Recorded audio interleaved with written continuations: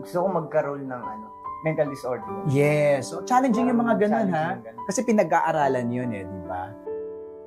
Yon! Ako, Fiang, how does it feel na meron kang ka-love team? Katuwang sa mga projects like JM. Malaki po yung tulong sa akin ni JM, especially sa pag-acting. Okay.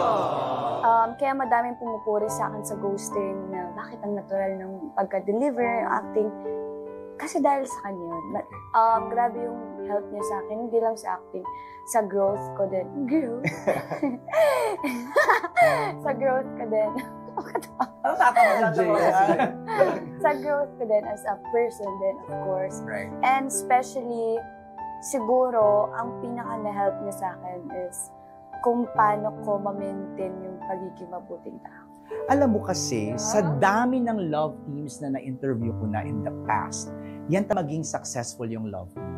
Kaya tama yung ginagawa niyo sa isa't isa. You inspire each other, you help each other out, lalo na sa mga projects niyo.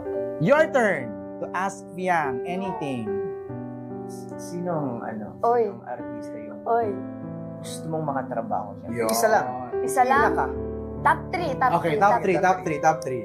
Catherine, Ate Kat, Miss Vice, and Miss Anne. Wow! Yeah. Mapapasa pa ka sa acting niya, di ba? Thanks for answering, pero andyan na ang pagkain. Come on, come on! I'm not a bad person, guys. Eye contact for 10 seconds. That's so easy. Ay, wow!